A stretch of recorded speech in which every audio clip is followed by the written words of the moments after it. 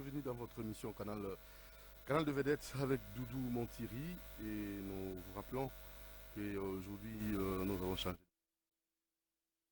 de Kinshasa, studio radio et studio B. Donc nous pensons déjà que vous nous suivez, vous êtes à l'écoute d'Iralik sur la 96.8 MHz pour nos auditeurs d'Iralik qui nous écoutent en ce moment.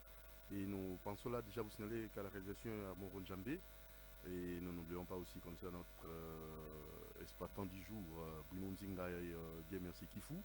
Nous vous rappelons qu'à la radio nous avons Urbain Kanyema, le cerveau bleu, c'est lui qui s'en occupe. Voilà, donc à la régie d'antenne générale, Jacques Wandenga Boazou, régisseur d'antenne, régisseur général.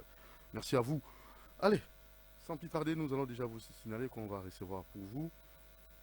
Et il est artiste, musicien, en même temps honorable, mais aujourd'hui on l'a invalidé, hein, c'était il y a des 4 jours passés, tout ça. Mais il reste toujours votre honorable parce que vous votez à la 4 Nabino. Mais comme il est artiste, musicien, nous pouvons dans le contexte on est artiste parce qu'il est l'artiste, l'artiste jamais, bah voter été pour l'artiste. Donc il a l'art. Jean Goubal, bonjour. Bonjour, Ndekonangai. Sentez-vous bien? Ça va. Ça va. Nous sommes normal. Moutazaka, nous sommes normal. C'est-à-dire, quand les ressources botami au bano nunat. Oui. Soka auto botama pas au gomonuna. Mon PPP, zana bambrui nango, a pe ilanga.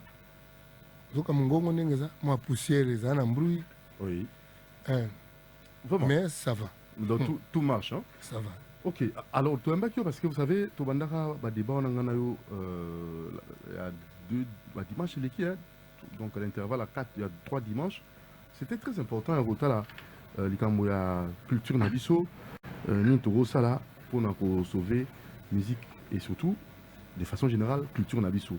Et avec profil, il y a un ministre en Nengeni pour musique nabiso, culture nabiso qui est liboso. Tout cela comme moi trop.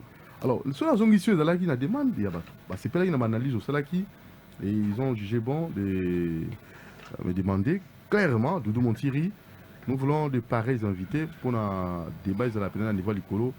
Sous parce qu'on a invité, mais il faut toujours un débat et à un niveau l'écolo. Pour solution, pour mon problème autour de nous. Alors, dans tout jeu, Jean Goubal, un mot par rapport à ça d'abord, c'est à titre de rappel. Pour tout côté, maman likambo ils allaient les lots parce que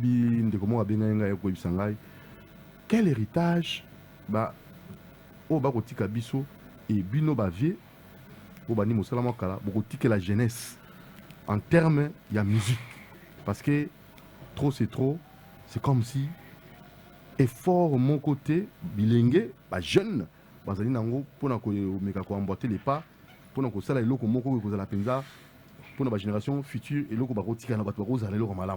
c'est comme si aucun effort na ngambo ba bilingi ou bazali kolanda bino.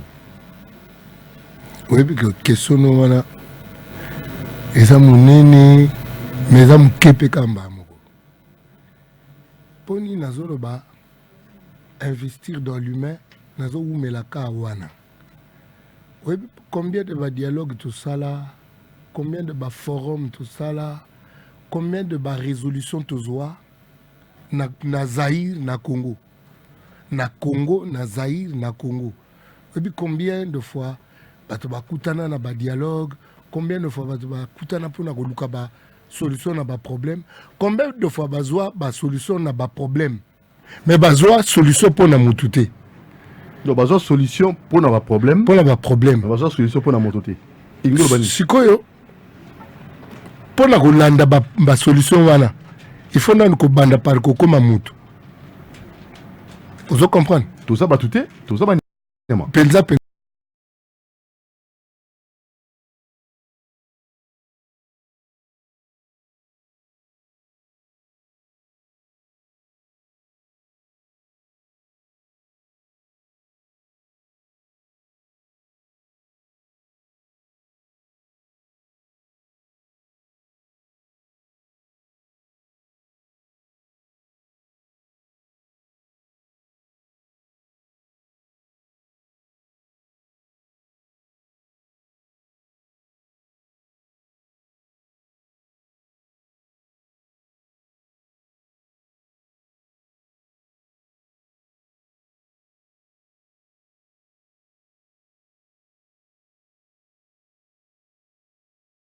Bah, cupidité, il y a Batomoussous. Mais Jean-Goual, c'est comme si, apparemment, tu nous as affectés. Nous sommes malades. Nous sommes un peuple malade. Oh. Nous sommes un peuple foncièrement malade. Malade dans l'âme. Mais on est monté dans le au sujet de bêta c'était dans bilingue barotika héritage barotika. Mais photo ça conclave wana nanu. Kaka wana kaka. Nakosote. L'église a failli. La politique Mukonzi a failli tango. Les chercheurs, les professeurs d'université ont failli. Donc tout le monde a failli. A failli. À tous les niveaux. La maladie se trouve dans l'homme. Que faire pour l'homme congolais n'a naufrage?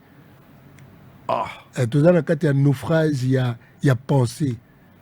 Nous sommes dans le naufrage de la pensée. Mais tout ça, tout autant dans la classe, tout ça qu'on apprendre. Tout autant en classe pour nos diplômes.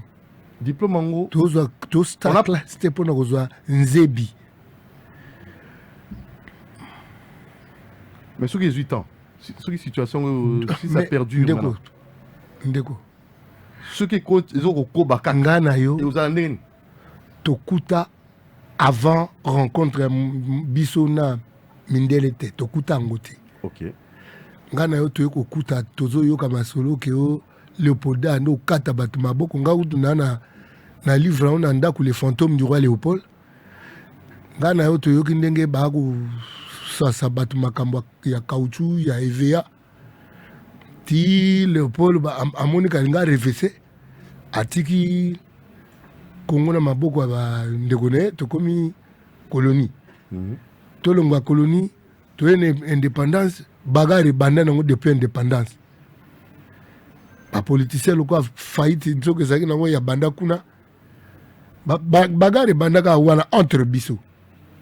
Là, batikeli biso Congo en indépendance et teni ya ba congolais ba omimona mindele ba évoluer na ngago tolongo la combat place en place des évoluer parce que na yebate évoluer c'est par rapport à quoi? C'est par rapport à kuta ba sachet pe wana tale belé na ba milanga plastique. Donc place des évoluer.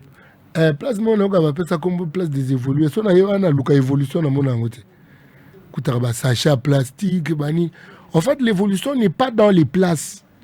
L'évolution, c'est dans l'homme. C'est justement ce dont je suis en train de parler maintenant. Là, tu as tout ton moto, mobimba. Biso, na philosophie, tu un homme étiologiquement, ontologiquement, théologiquement complet. Mais on doit aussi avoir cet amour-là, il y a Rotonga Batou. Parce qu'il faut bien impulser où tu es dans l'État. Mais ceux qui se trouvent au bazar. L'État, c'est un moyen. Pour nous avoir quelques bâtiments, vous penser sur l'homme. Le vrai problème, c'est le problème. Ça, c'est la maladie du Congo. Ouais. C'est l'homme qui est malade. Le vrai problème à Congo est l'homme. Malade dans son âme. Mais ce n'est pas dû à en fait, la pauvreté, ça c'est rien. Hein.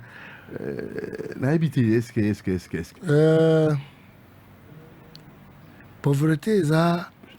L'homme a la misalaté, sous-développement, tout ça ce n'est pas vraiment.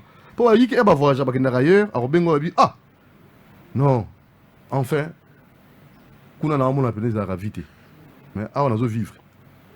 Comme ça, rapidement, on a changé, a comme une perception de vie. Ah, peut-être vivre.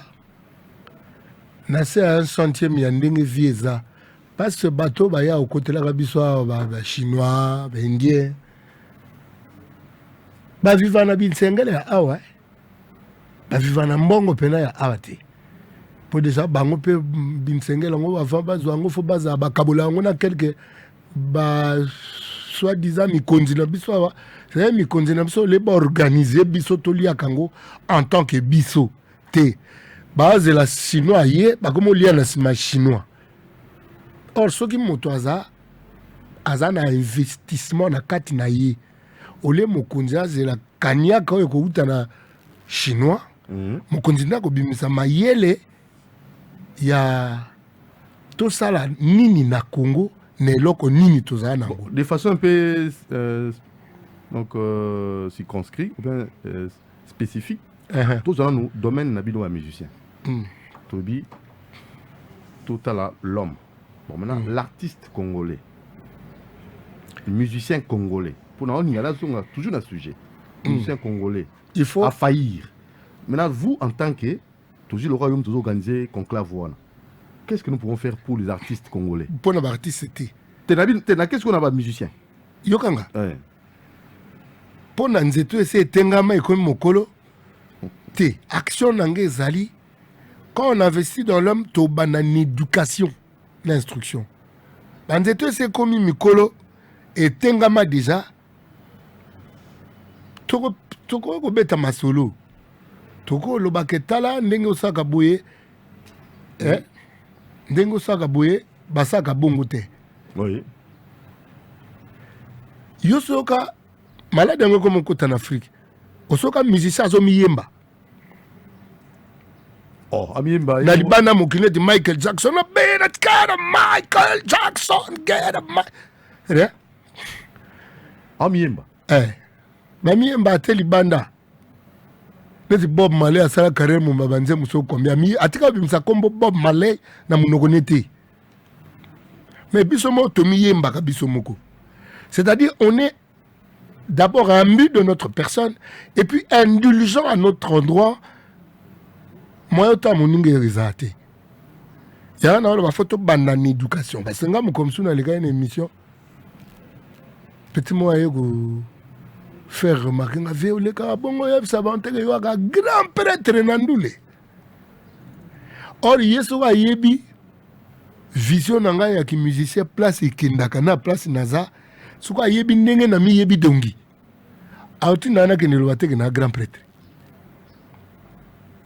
Nanze Mounanga, j'ai un torfana Obaka. C'est en commençant par savoir qu'on ne sait pas qu'on commence à savoir. Donc nos artistes, la plupart, les musiciens, bah, comment déjà? Bango, bah, mon adam, bon, qui grand prêtre, les banani. Les artistes, grand prêtre en quoi? En ignorance. Quand quelqu'un parlant de soi-même, azomi benga grand prêtre, c'est-à-dire, le Guazana, Mouizaka, Gouzanga, Goyeba. Tonneau vide. Au monde yo c'est qui? C'est ça ma contribution. C'est-à-dire que contribution angeza yako pakolabino malasi te alors que bosoko inante. Contribution angeza ndekwe toke sokola.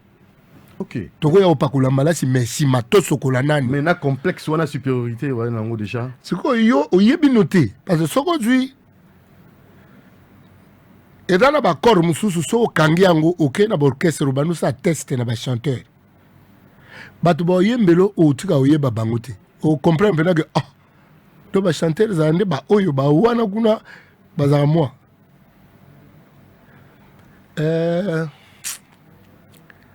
Éviter na lo bangonde nini. Pour la moni au milieu de ça, analyse tout, toqué dans la musicien, toqué dans la comédien, parce que nous sommes véhiculés. Mais il y a une certaine base au Fogozoa. Même bateau à ça, la comédie, on a gag, tout ça. Au moins, au cause d'un don. Et ça, il y a aussi. Au cause d'un don, il y a comédie. Mais il faut que yo mokopé. Aux alozwa qui éducation et instruction. Yo quand si nani comment on kiminga kalene na lo bango. Jeune mongo balaxana ba film américain. Azo solution na ba biloko tout MacGyver. Zoaka film MacGyver tala zoaba film na biso n'importe quel film ou ya biso. Okuta que la comédie chez biso est superficielle. La comédie ne s'adresse pas à la pensée. La comédie s'adresse juste na rat na kansi. Rat mutu no ka epesa koseka. Ah bon? Alors, la vraie comédie doit nécessairement se faire comment? Il faut intéresser mon mobimbat. Parce que on m'a vraiment appris que le côté comique qui a Jean Gobal, c'est terrible. Non, complexe à supériorité. Mais n'a pas ce exemple, il y a Ngaïté. N'a pas ce exemple à film, il y a Jean-Marie Yamanani. Jean-Claude Van Damme. Van Damme. Asaka film moko boye. Et soukaka na stade moko désordre moko bimaka. Azali na mwa ne moko ya muke. Oui. Aïb Sakie, quoi qu'il arrive, ne bouge pas. Je viendrai te chercher. En tout cas, il fallait que nous moi si na de bana moi si moko mbali. Ya moi ça que kota na ba circuit moko ambru bobenta yombe kota na stade batu tu miandabu. Stade mo mebuka na me mutatikala ka moko mwana wana. Ne bouge pas, quoi qu'il arrive. Oui, puis le Vanda m'a commis wana mwana tu vois papa, je n'ai pas bougé. Je n'ai pas bougé du tout papa. Ngana koma phrase au jour wana. Poni ni kibandi ya ba américain et côté ya nzambe ko leka kibu Christu na biso. Oh. Poni ni na comprendre mwana wana nde tatane Vanda mabi ne bouge pas. Na koya ko zoyo. Mwana wana a bougé te ndenga zana confiance na tata na ye. Il faut beaucoup kana bana mike wala Christu mtabi. Abina ba Christu il faut ko kokana bana mike. Ya na bi phrase o yela nga yango wana. Na comprendre phrase ya Christu na ki bandi ya Van Damme na film. On a ko comprendre na ki mo Christu ya ba pasteur na biso. Mais tout ça ba Christu belé donc capital. C'est-à-dire force wana ya communication. OK. Exact. Donc foi exalté. Là musu foi ezali que te ya prospérité, il faut s'aimer. Bato bazamba 2000 batia mulongo kutoyo. Bato ya ba oko passer message ndé aux te ya prospérité o yezo ateyate. Comédie superficielle. Mais ils ont ils allaient quoi emballer bateau. Mais ils ont emballé bateau. Ils ont emballé pour abrutir. Ah, là c'est un autre aspect des choses. Ils ont quoi emballé pour abrutir. Soko tangi autant MacGyver oko za ba réponse mususu moneti masanamo al chimbalanga un musicien tu vandi na Shabani record tout ça misala na studio moto moko s'est déclenché quelque part un musicien oui mais tangi na ba collège jaké tanga na ba soki na ba Belgique so na ba Canada mais moto s'est déclenché agé ozuete ni atono a fini ki moto wana. À répondre, quand il n'y a pas oxygène, il n'y aura pas combustion. Donc, studio. Mais quand il n'y a pas oxygène, il n'y a pas combustion. Vous comprenez? Ndouliste. Ça, c'est beau. Ça, c'est beau. C'est de ça que je parle. Mais vous avez aussi des artistes. Est-ce que tant que vous avez comme ça, on a niveau? Bartiso bavana nanga bayebi que tout ça mélange ba philosophie kimo Christou ndule tout. Alors là nous devons reprocher les leaders. Ceux qui ont la quantité quelques leaders. Certains leaders. Est-ce que Star n'y soit leader? Mais bien benga ba leader. Est-ce que komi benga n'y soit la vérité? To benga bien ce ko banane. Yo le bi Tomi. Bon mais benga banani. Te soko ki moto ko mi pesa ba kombo ebeli. C'est gana posa fungwa mate. Dans les sikamoko. Aza na kilo. Molimo fungwa makeza pepele. Baba voyager léger. Ko s'assouplir pour na kokota na ba sphère ya connaissance. Neti ndeto za kaka ovani mukebo cher honorable. Excellence. Oui, parce que nous avons comme ça, nous avons prénom. Salut Jean. Salut Doudou. Mais yo Doudou, le ministre, Soki Yanini, Jean. Soki Penda, toi, Mastaté. Et comme bonjour monsieur Montiri. Et bonjour monsieur Kalala. Parce que monsieur n'a prénom. Et. Ça va bien dit. Ça va bien, net bien pénétré.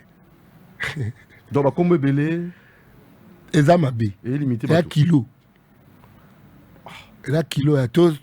Mais ceux qui ont ça kango. Na bandila. Bengi ba combo ya sala ba azoba trophée, ami bengi ba bloco tu ya ça na vie. Azoba trophée tel le nombre de trophées, à sala boy. A beta peut-être vous bosso na Zénith, a beta na. Ouais, puis na Olympia, beta monte liboso. Les non comme Mabé, qu'on rappelle, pour M. Batbaro, on a oublié. L'histoire ne change pas. Tu qu'on rappelle, pas ma bête. Qu'on rappelle parcours. Mais comme à comboter. Mais comme il peut ça, combo, n'y a pas bête le solo. Oui. N'a que bête na mikili. Chauffeur à Nokumbanga. A 3 fois docteur. Mais, n'a pas professeur T. D'abord, un Fanangaï. Tout bien un prénom. Vous comprenez? C'est-à-dire, un professeur d'université, 3 doctorats, le quoi a kamwangoti, a na souplesse ya osamusus. Bati les années, tozo mikamwa, okomo mikamwa yomoko. Auto kamwas. Tozo mikamwa yomoko, mikamwa, mais, ngai na komi honorable. Et là, c'est que ça a l'air bovani place, tout d'abord, comme on a bino banani oka, honorable Doudou Montiri. Honorable tel. Est-ce que papa nous appelle ça comme honorable? Batouni monsieur Kombo Nayo. Oh, le sénateur tel. Oh, mais à ça, on et ça, Kombo te. Tu batouni au Kombo Nayo, ça Kombo. Donc, c'est-à-dire, Baboro Wananga a parlé dans nos mots, papa, ils ont pensé l'iboma. Tu batouni monsieur. C'est quoi votre nom? Je suis le professeur. Et ton papa t'avait donné son nom là, de professeur à monsieur. C'est dans la collabon, on a collaboré à la bataille. Donc, comment tu? Hein? Il faut changer maintenant la mentalité de l'homme. Il faut investir dans l'homme. Et ça nous prend...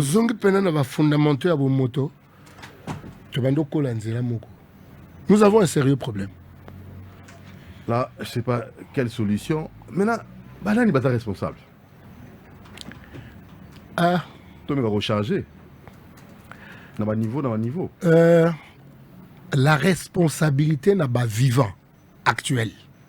Et là, parents et hommes d'État.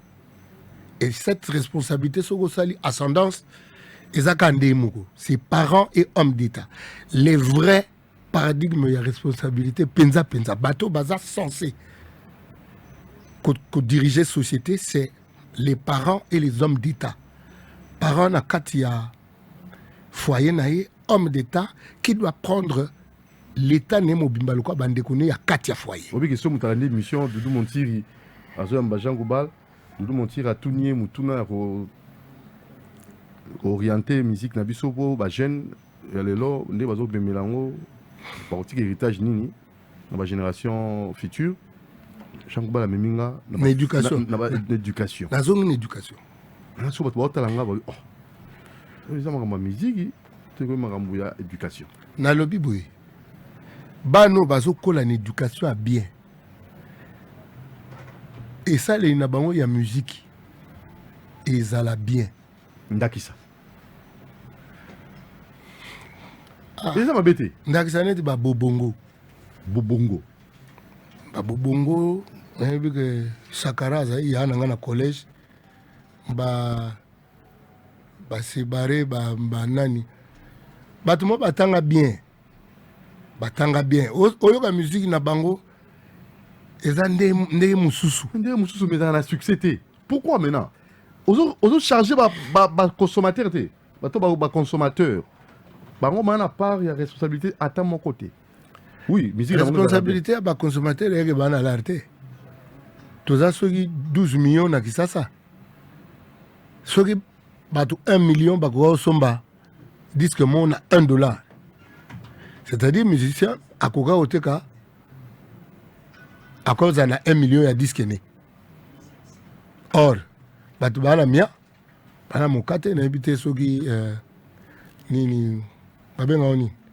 Puissance ya kosomba na biso ezana et comment na combien lelo Jean Gobal mambo loba obinga la ki stomaqué donc la ki na mutuka moko taxi na ki surpris na ki na ganga ku na mutuka na bi mes chauffeurs ce n'est pas vous on azok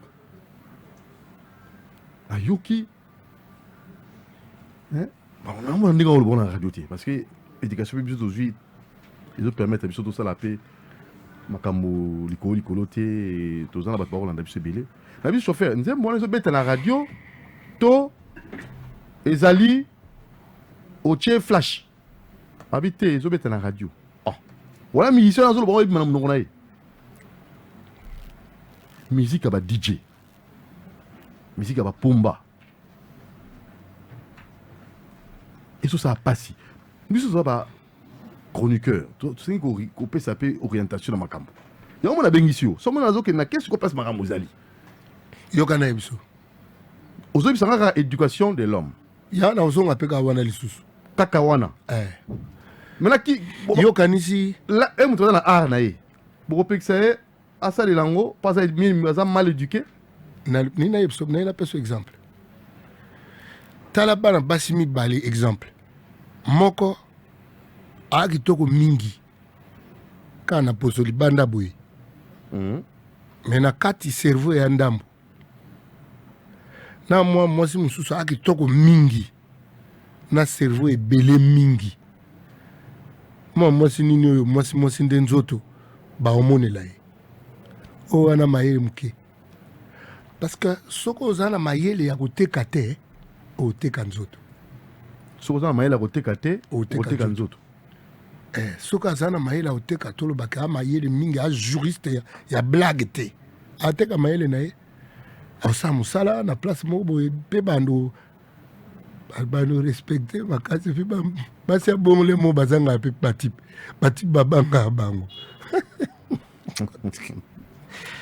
ayawe en tout cas Jean Goubal les temps de continuer au solo là et il y aura aussi des gens qui vont passer très souvent dans le studio bato babanga trop artiste ni babanga petit mot décourageant que ça musalo je mo obi et puis ça qui mbara na eboye dudu montiri na bengisi eboye Jean Goubal ndenge nini petit aller là la mission est là quand na bien après ça comme makasi mais ont reflété au yazo salade oyebi poni ni Jackie Chan azaki Jackie Chan pour l'air bazozwa entraînement bango tu pas maître l'air mon maître atikala na en aparté comme tu bigogo a solo a nyonga yi konyonga za bien pour mutu akola toleki ko flatane trop nous sommes une société de flatteurs c'est ça aussi nini mususu ya pour diagnostiquer une âme malade. La flatterie fait partie d'une âme malade. Moningo zo mone kaosa musama be. O kose kaosa bien. O memewa. Donc il faut être dur pour en permettre vraiment. Il faut être vrai. Il faut être vrai. Il faut être vrai. Alors très rapidement, Jean Batozo Koba, mais seulement tous en dit très rapidement, voilà, je crois là ça va après, hein, parce que Jackie Chanza. Jackie Chanza. Donc on va la voir. Hein, donc, et on vous rappelle, si vous voulez nous envoyer des messages, sans problème, vous allez nous envoyer vos réactions au 089 61 52 634. Un artiste, c'est ça? Ouais, bonjour papa. Bonjour Yadoudou. Oui, très rapidement. Comme tu me mets ça, non? Tout d'abord, tu as un album de Mission Énergie. Album Énergie spirituelle. Énergie spirituelle. Oui. Ils ont dit Manzambe. Ils ont Manzambe, oui. Ah, artiste, un musicien chrétien. Oui, oui. Ok.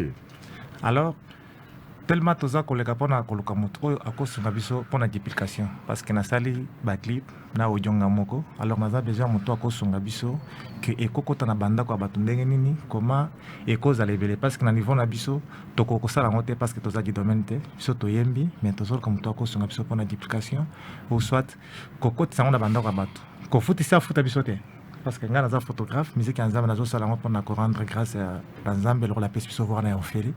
C'est pourquoi tu as comme toi qu'on produit, qu'on s'est langoué belé, à taper sur un petit rien, mais quand même, un message, à Banzembo Naïmbi, et quand quand même, un jour, n'a cause d'un mouton comme il balait, ou à Rolobaké, n'a aucun Kinzembo, n'a rien à Tika Lukuta, à aucun Kinzembo Alibala, et Théié a changé mon thème pour n'engager ce que je vais.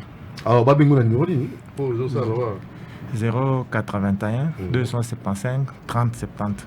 081 275 30 70. Alors, Moi, rappelle. Oui, moi, rappelle rapidement. Natango na paka baje bakomaki na Sodomo bokolela na tina Sodom mpona komora ezalaki monene wana etanaki ntango baje bakamati Lota makasi ye kamata mwasi na bana nakoumelaka ndekokanisa Sodomo mpe Komora balelaki kasi ntango ezalaki lisusu te petola motema ntango iso dudu muntiri petola motema ntango iso mpona mokolo ya kana na yawe. Donc wana nzembo nini titre nzembo? Titre nzembo ezali petola motema ntango iso.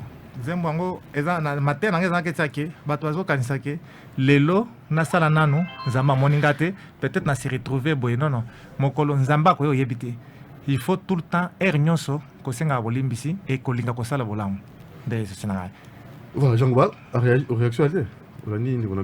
nayaki na réaction déjà le rabi ke moto akoduplike baplan na ye apesaka mwa dimi jour aya kose renseigner si likonda oyo ezali ese bimaka aya ofashe lere yango oyo oyebaka na makambo ya likonda soki ekoya tout d'abord nazoprofite kopesa papa mbotenga na banza mpe na luchacha ye ayebi ngai te me ngai nayebi ye tout le temps na banda mpe okanga bana bafoto alors nasepeli makasi kokutana na jeu boye ezosala ngai plaisir makasi te nake nanu na mawa te parce que jour baoyebi soki oyebi de pale ozomona oyo yanke wana asomona mbongo na yo okoma o ayibaki ngai ayibi yo te yo moto oke mabe.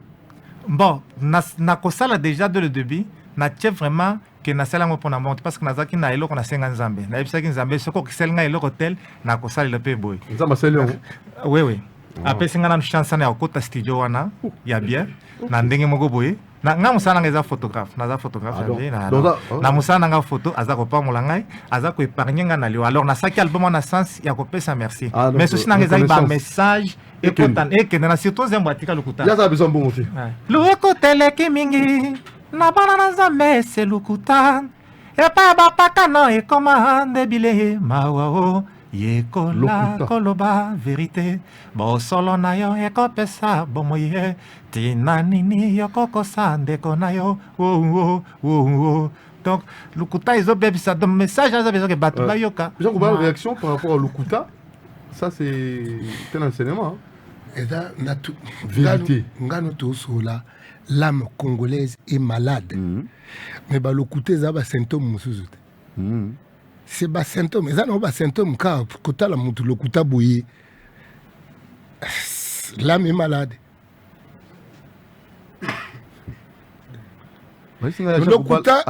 Lokuta eza loka fièvre ya âme oui autant mutu boye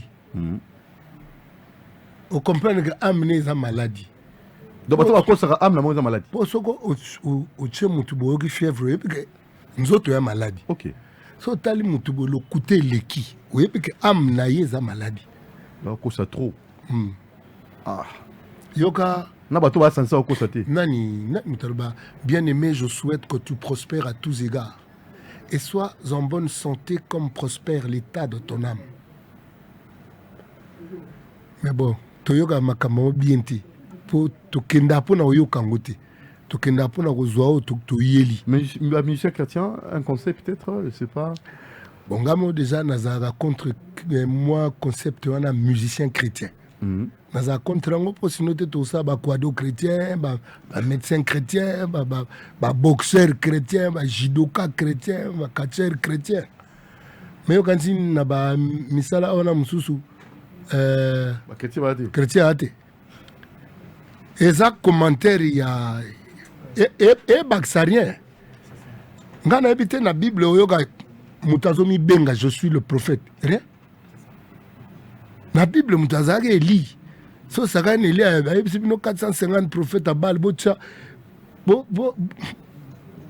bopelisa moto natala bino ngamu na zawa lebo ebofute boya bible siko tournaka bosopa mai to ya quartier oyo bopolisa koni na degré asuka eli abano mibenga prophète eli te ye moko azomibengaka eli mais biso tolingi kolata bakombo trop oh ngai prophète des nations ngai docteur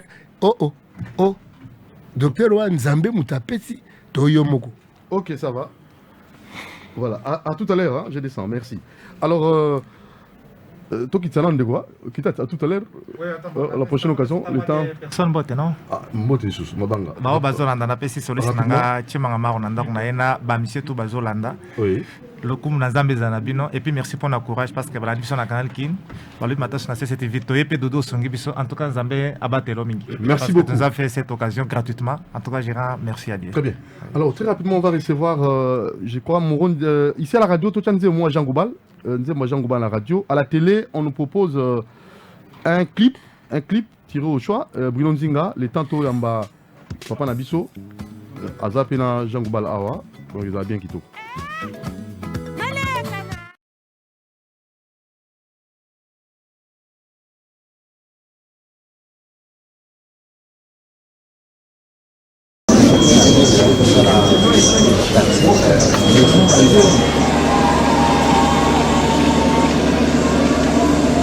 Joyeux anniversaire au président national du mouvement de libération du Congo, son excellence Jean-Pierre Bemba.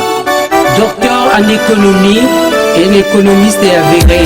Mbotama et Lamu, Igwe, Bemba e Isengo ya bana Congo e Bemba e Bolingo ya bana Congo e Bemba e Ibonza ya bana Congo e Bemba e Tomo ya bana Congo e Bemba e Les Bonfés ya bana Congo e Bemba e Président e Igwe Mon papa Jean Igwe Mwana mama Niliana e Bemba Olongi Kokomi na tango ya bolingo tango esengo Oye na projet Elambu pona ekolo développement ekota na mboka justice sécurité ikomi tango kokole asepela tokotikana na biso vie sociale bolingo ya betidia bemba bolingo ya bana chango bemba bolingo ba diaspora bemba bolingo na Bruxelles bemba bolingo ba États-Unis bemba président Igwe Mwana papa Jean Igwe Mwana mama Niliana Bemba aye na projet Konikolo Bemba développer mieux kota na mboka Bemba justice ekota na mboka Bemba sécurité banda na mboka Bemba mutu etonda mayele Bemba économiste Bemba docteur Bemba Bemba Kasi Bemba François Bemba Balekina ya kimingi Maseka kimingi Kachola kibiso Balabia kazongate Bakata kiseleka Kazongate Zambe asali Azongi na mboka Azongi na mboka Kukanga Bemba Président Bemba Docteur Professeur d'économie à Dikina Le maître des étudiants il mérite, c'est son don.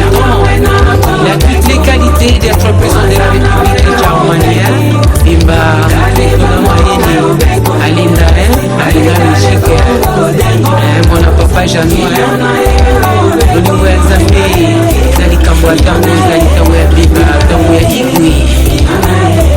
Mafinga kimingi, Maseka kimingi, Bachola kibiso, Alubia kozongate, Bakata kiseleka, kozongate, Zambe asali, Azongi na mboka, Azongi na mboka, Unakokamba ekolo, Bimba Président Igwe, Mwana papa Jean Igwe, Mwana mama Niliana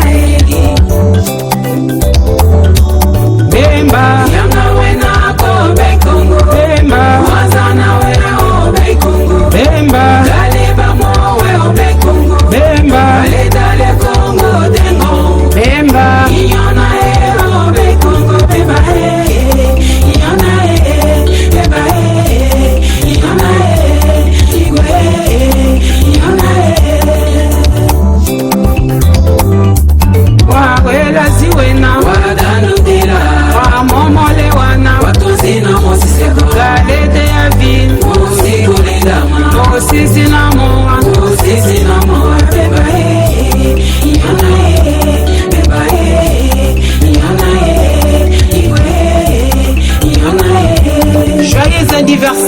MNT, Mouvement de Libération du Congo.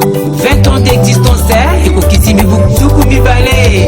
MNT, Fourmi Koba, et Bandaki na province orientale, Bana province orientale viva, interfédéral viva. Cadre, membre nyonso MNT viva, maman MNT viva, mobilisateur JP Cardina, MC Bia, monteur, sélectionnaire. Le 1er août 2018, Alcancel Bimaki Namboka, Zamba Kofimaki, Tangoya Iboyi, Mokozi Zanzambé, Justice Solo Kaka Moko Zambé, Papa, maman, Kozali Tangoya Iboyi, Tangoya Sengo, Tangoya Kusangani, Moko.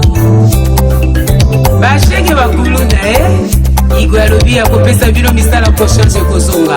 Papa chômage ekoi, tension AVC ekoi, makamba préavis esili ekomi tango mama pema.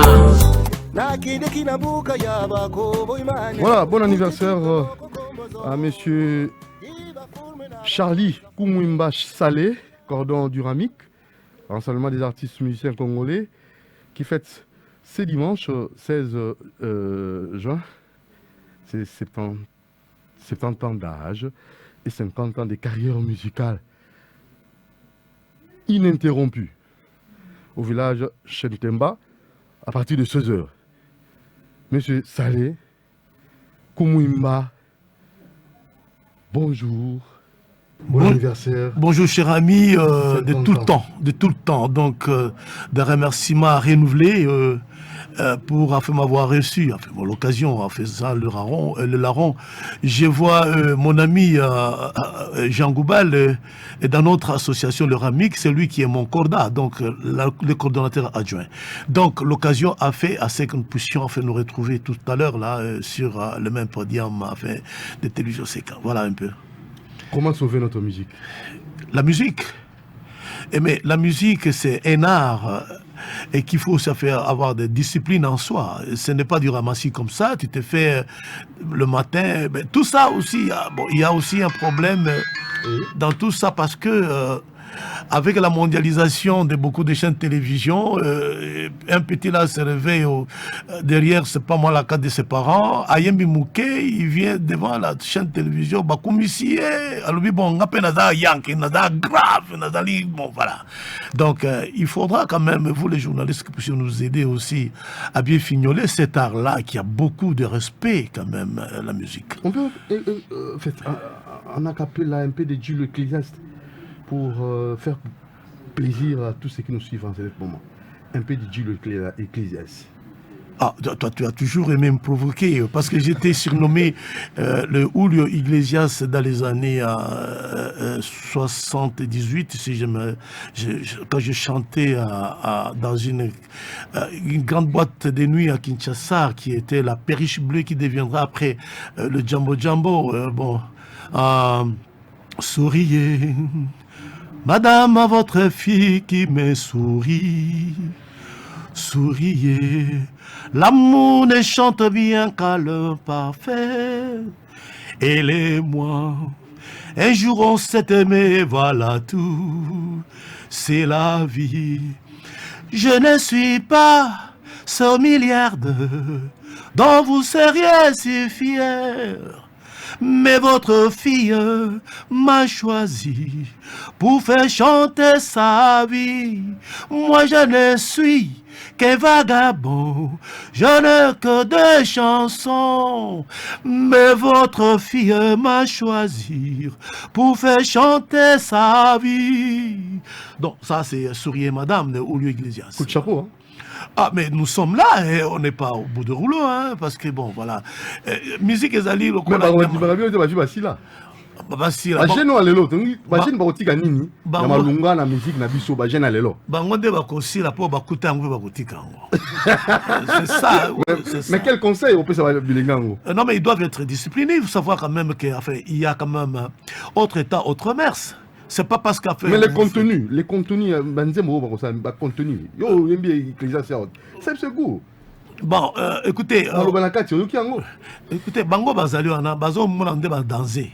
Est-ce que Jean Goubal a mis ça kaza danser? Pour le comme ça. Ah non, mais non, mais non. Pour le. Toi, Non. on sait que pour le pour la comme ça pour le. Non, c'est Non, c'est le problème d'éducation. Parce que la musique, hein, ce n'est pas pour déranger, c'est une chose qui a dessus le mers et puis fait, qui rend donc agréable à l'oreille. Ceux qui ont dit Yo Motobanda, les grands Calais, après les Franco, les Bombenga, les Rochereau et tout.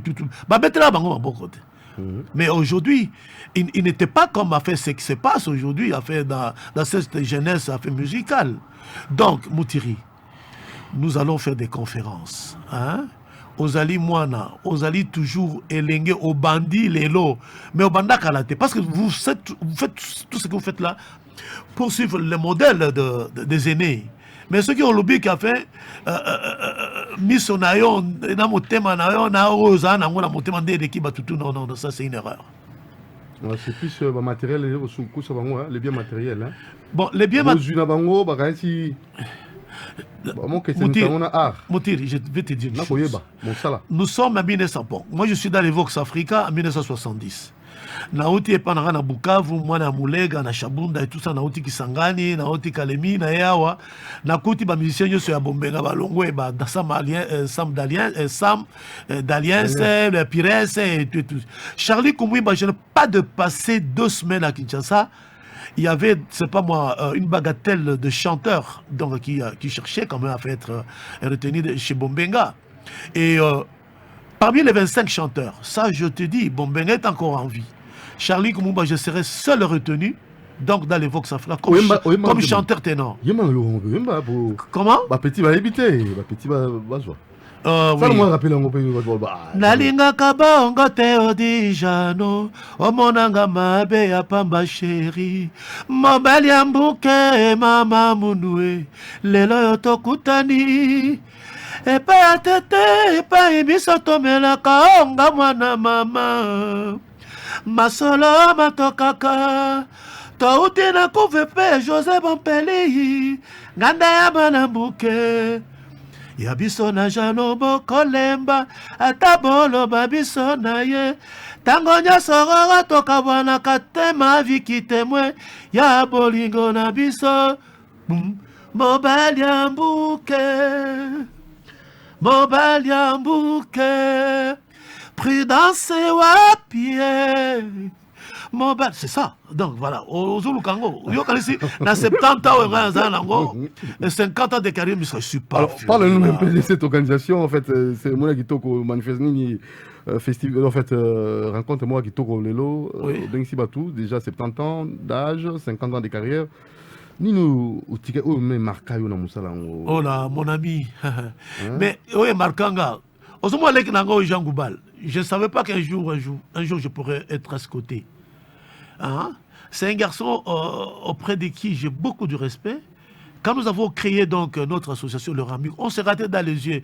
Nous sommes des syndicats donc pour essayer d'élaguer et toutes ces histoires idiotes ça fait dans la musique. Donc, le souvenir.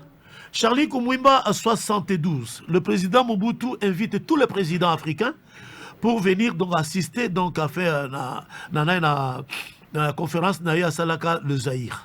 C'est moi qui ai chanté, donc Sam Mangwana et Tessa ont chanté Les Loyo, Congo ya Bangkoko na biso, Tosambeli na Zambe, po abongisa Congo yo ya Bangkoko, Zambe ayokeli biso, sima ya Lumumba tozui Mobutu ye, Congo nouveau et monani.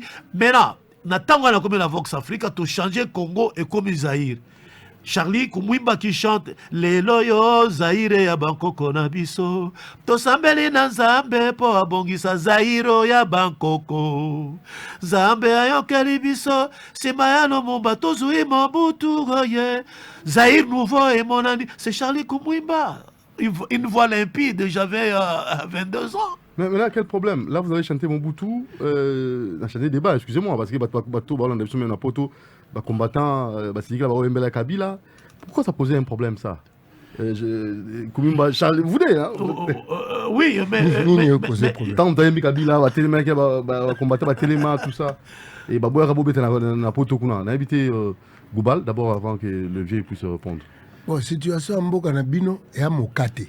Nzala. Bande na bino bana mikili bino ezaka le nyonso na chombo tinilanga siko batango ba dirige bino ba cha bino na mokate bino bo mboya uyembelaka bango ba kati kontera na ba na bino bata famille to tinda sute na banduli so ba ya swati yoka nse banda ndeni e banda bongo te e banda ke situation ba yanke ba rapport eleki nga lelo na auto kogangela mutu c'est-à-dire que na première fois na sali mouvement deuxième fois na sali mouvement na mone comme habitude siko na tuni oyoka teke ben validenga et puis na na deux matanga mais validation na yongo zaki ni pe sika makambo invalidation to kotsa ona cour kuna cour ka président cour atala kitoko na yako beta mo sute poso na kotsa ngo zo pesa kanda moi babenga na batu befsanga olobano mambo ya vérité mais kotsa kanda na katite kandezo e baby sango OK ana ngite sujet sujet mo repesa ngal su kanda na lobana kanda ana bin na ne carte na pe sujet ba juriste manani ba ba sala Kumimba wembi Mobutu à l'époque là Zaïre va stripayoter va déranger. Non, cher ami a fait bon autre état autre mers hein. Mobutu a fait ce qu'il a fait, Kabila a fait ce qu'il a fait, l'autre est là au Tikolongwa après asa babor nae makamonae et tout ça. Donc il y a un temps pour tout mais nous avons besoin de la paix hein, Moutiri. Ces histoires qui se passent dans notre pays, c'est révoltant. Hein, c'est pas normal. Je ne sais pas si c'est ça la démocratie. Donc, en fait, même ce qui ne... Donc là, il ne faut pas mettre le pied, tu vas le mettre parce que nous sommes en démocratie. Et tu peux pas parce qu'on est en démocratie. Parce que c'est pas normal ce qui se passe aujourd'hui. Donc, cette démocratie que nous prenons, on dirait qu'elle... Mais il y a des histoires impossibles. Papa, l'artiste, hein, c'est celui le messager. Hein, le messager, mais mais ça va s'éclater un jour. Bah, oui, ça va s'éclater, mais je te dis. Éclater comment? Mais ça va s'éclater. Toi, tu veux la paix et en même temps, ça va s'éclater. Non, la paix.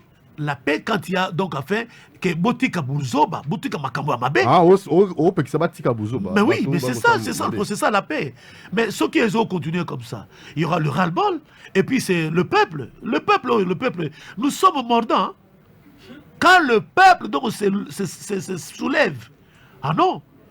Voilà, on n'a pas besoin de ça. Moi, j'aimerais que aux conscientiser population, nandegoza musiciens, artistes, pour me orienter, bateau, nabanzembo, tout ça, c'est dans ce sens-là. Ça pourra se faire. Alors, je suis venu d'abord faire annoncer quoi. Bon, pour finir, un message dans l'anniversaire. Oui, je fête mes 70 ans aujourd'hui, parce que je suis né le 15 juin 1949, chez moi, là, Kachungu, dans le territoire de Chabunda, un soleil de fond. Je suis le premier artiste du Sud Kivu, du Maniema, de Kisangani, ici à Kinshasa. Alors vous demandez quoi je demande à tous mes frères de venir me soutenir parce que je viens de passer donc 50 ans de carrière musicale ininterrompue ici à Kinshasa. Donc les Bassouélis ne sont pas nombreux ici. Babisseni à Kisangani Yoibia. Babisseni à Bukavu. Donc il y a 16h on a place espace Chetemba. Baya donc a fait Banagno sur Bukavu, les filles et les garçons bec. Comme je te dis ici. Bon, c'est pas une chose à cacher. Nyakeru, c'est ma fille, elle est de Bukavu, c'est une fille bec. Batilu Kwebo, c'est un garçon bec. Vital Kamere, c'est un garçon bec. Donc nous appelons les enfants bec, les garçons bec. Okay. Je demanderai à ce que mes frères puissent venir me soutenir. Merci beaucoup. Donc voilà un peu. Et pour finir? Bon, tout de suite à Moutiri, d'ailleurs, j'aurais besoin de ta caméra pour m'accompagner. Et Jean Goubal va chanter avec moi. On va faire le tour des chants parce qu'on s'aime bien. Et Yamanda chante aussi qui viendra. Redi Amis aussi qui viendra aussi m'épauler pour que tout ça, tout les Alisangou ensemble. Merci beaucoup. Voilà, bon anniversaire encore. Merci. Monsieur Charlie Kumimba. Oui. Merci. Et votre numéro, peut-être, vous souhaitez, vous souhaitez. 081. Oui. 50 oui. 013 oui. 54. Ok. Robert est là, Natina qui va Mikanda à Osa et l'autre. Tabouaba, Banakoma qui Mikanda à Osa et l'autre. Bahati Lukwebo, c'est un homme. Non, si je n'ai jamais vu, c'est un homme extraordinaire. Déjà, si tu n'as pas franc dans la. Déjà, bah, SMS. Ah, si après ça qui déjà franc. Déjà, bah, SMS. Babissou, c'est moi, c'est la nuit. Merci beaucoup. Donc, c'est un garçon mec. Maman Yakeru, moi, je suis ton papa. Voilà. Il y a qu'on soutenir Ranali à Bossoro. Na vimba pe awa na kisasa. Ni vimbe na biye. Merci. Bah, tu sais ça. Merci beaucoup, allez, c'est très bien. Changoubal. Toke Malé Malem Nasuka. Tangani peut autoper sa orientation à Souka parce que vous savez, il faut jeune salam salam ngobani. Oui, c'est un problème d'éducation, mais il faut l'État tient beaucoup appeler ses impulsions, c'est bien. Mais comment le roi, ils ont tenté. Il faut un budget pour ça. Il faut quoi? Et à niveau ministère, il y a éducation. C'est-à-dire, bisoto passer temps dans le logoté. Parce que tu as passé temps, oui. Mais tu as passé temps. Oui. Il faut tout ça projet, il y a passé temps. Oui. Mais au moins, il faut que ça m'a malem. Oui. Surtout au banc, il faut passer temps pour. Oui. Il y a passé pas mal. Mais tu as passé à 40.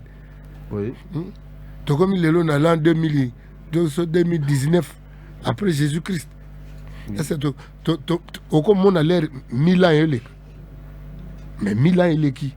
2000 ans, 2019. Donc, il y a ma responsabilité, il y a homme politique, homme d'État, homme politique les hommes d'État. Homme d'État. Donc, on a la responsabilité à homme d'État, la responsabilité à parents. Les parents, ils ont la responsabilité à Katia. Mais la structure, la musicien, on a des tyramiques. La structure, la musicien. Et quand tu as embrouillé trop pour le lendo, le lendo moi mingi. Ah bon. Il y a une structure et où me l'a été. Ok. Déjà, mon a il y a un zone ah. Oh. L'homme tout. Interbandulis. Ah, ya ça. Comme non, était en matin. Qui est moi là? Grave. Ah, ya mon na comment soutien. Oh. Pognon. Association Kufa Bongo. Bayanki. Bayanki l'équitro moyen mutamone la muninga tali. Il faut savoir musique et ça bayanki va la quantité base la nemu musu da ça. C'est quoi ça? Le lendo kaka. Ba bien ngiyangiti ba bien lolendo. Ya le eza lolendo. Eza lolendo. Po yanka solo vrai yanka za oyo. Aibu considérer moninga. Soto tokena ki yanka solo ezaka inverse. Nandine. C'est quoi qui yanka le quoi Christ ozewa. Et là. Obeti mbata pesi ta mususu. Gauche pesi droite. Ba vrai yanka banga ba Christ ba lumumba. Lito ya zongisyon. Ba chikas avec chichi. Ba vrai yanka. Dans Lumumba Chichi. Lumumba Chichi, Martin Madidi. Oh. C'est-à-dire vrai yanka mutu mo o yemoko déjà ayebi ko mi monela. Visionnaire. Abanga bino bo monela té. Mais abanga bino té. C'est-à-dire à libre. Vrai yanka phase à libre. Vraiment. Alors, donc, déjà, la Souka, Goubal, c'est pas votre. Parce que nous sommes arrivés au terme de notre émission. Donc, le Tirana Goubal, Kati rapidement, pour le programme concert. Bonjour, producteur. Ouais, bonjour, Doudou Mountir de tous les temps. Oui. Programme de la Moko, le 29, dans Aéroclub, dans Kinshasa, Souka. Concert à indépendance, pour nous fêter l'indépendance en Moka Nabiso. Il y a un concert, il y a une production signée maison Katika Tinga production de Kinshasa na Sougana artiste manda chante na bana oke mobimba. OK. Donc il y a un concert moko pour la responsable ba senga ki que non faut manda l'état qui est natif ya Tchangu. Il faut être un concert où ils ont confirmé que azaka na kata masolo ya musique ya ba polo ya on to sengi que non na ba union so ko ba na Tchangu. Ba ya le 29. OK. Obi na bana oke na musique il y a OK Jazz oyo papa lutumba titeli biso. Alors pour finir ouais, pour finir toujours que to ici batunyo so baya idole concert est vraiment et c'est un bateau comme on a que bino nyos tout suri boya pour soutenir manda boya pour soutenir maison katika tinga production pour ba production ezolandana to côté déjà ba période où il faut bosser la bande. Mais Rob bingo na numéro ni poto kabona 082 09 98 26 15 16. Bandela. 09 98 26 15 16. Merci beaucoup. Ok. Bon dimanche, Kati Katinga. Ouais, Doudou Allez, Moutiri. maman Jeannette, nous vous recevons très rapidement. C'est au CD Tour de Jean-Pierre Bemba à Kinshasa Remix. Ça coûte $5, disponible sur l'avenue du port numéro 6 Gombe, siège MLC vendeuse Ketcha. C'est ça? Ouais. Oh, monsieur va céder déjà. Mbote, bonjour. Ouais, bonjour Doudou Moutiri. Ouais, bah c'est dango. Bah c'est bien, ouais. Au TK. Il y en a au TK. Ah, ok. Bah c'est bien. $5. Hein? Ouais, 5 Il y a $, promoteur à chaîne Jean-Pierre Bemba Gombo. ouais. Ah bon. Alors, pour passer numéro de téléphone, pour azongo malamo.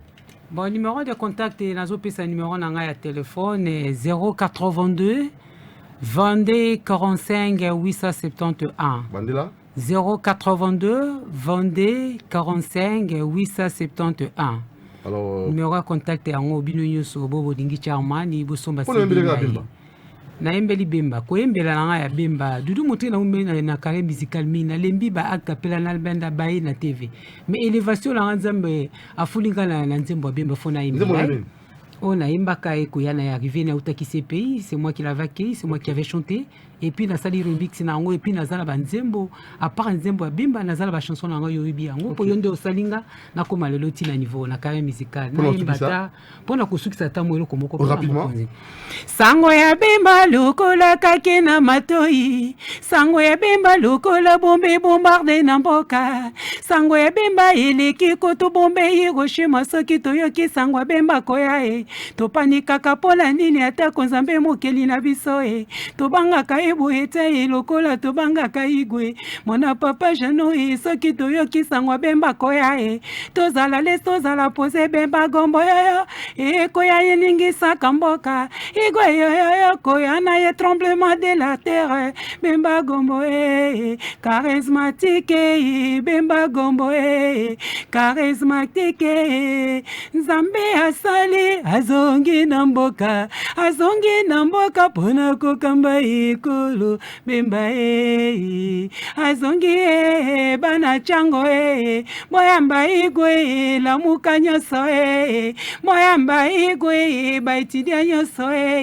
moyamba chaumani bapapa bamama le 23 dimanche biso son aéroport andini toyamba libérateur igwe charismatique chaumana vraiment le 23 nga mona zala na podium mais vraiment batata ba maman tu yamba igwe aye pour un changement vraiment c'est la personne vraiment il est vraiment charismatique et donc il n'y a pas beaucoup à commenter là-dessus vous connaissez la personne il est sur le terrain il vient pour le changement et c'est vraiment la sincérité que j'ai dit je vous parle merci gentil très avec Bemba Charman et nous vivons vraiment des choses qui vont se passer ça sera terrible merci gentil très au revoir merci beaucoup vraiment bon Jean Gouba ici. Vraiment merci na pesi pembote na Jean Gouba merci oaza sur le plateau azaki don nga na sipilaka na ye façon ya koluba tout ça vraiment na osenga osala mingi pona jeunesse ozo pona carrière musicale parce que ça ne va pas comme tu viens le dire merci gentil allez Jean Gouba c'est fini un mot to kabona to sur émission to pesi ka mbote na baye balandi biso mais moto na mota intégré pensez wana que l'homme congolais est malade dans son âme oui invité ceux qui décideur s'il y a moyen on doit faire ça moi rencontre na bateau politicien bazalate bango batia moyen bazalate batia moyen bongisi cadre to sangani quelque bateau to penser ndeni kolongola congolais na maladie ya âme voilà état d'âme. Merci beaucoup, à la prochaine occasion. Merci Mdekonanga. Merci Jean Goubal, merci Jeannette, merci Bruno Nzinga, merci Maman za Jeannette. Jeannette. Donc à risque za Jeannette que Goubaldet. Ah Jean Goubal, Jeannette, Goubaldet. En tout cas, merci Moron Djambé à la réalisation. Merci aussi à Merci Kifou. Doudou Monti vous dit bye bye. Rediffusion mardi à 0h30. Portez-vous bien et bonne suite de programme. Écoutez Ralik, suivez CCTV, la chaîne Nangona. Défouetté. Ciao. Petit tango, hasard mystique.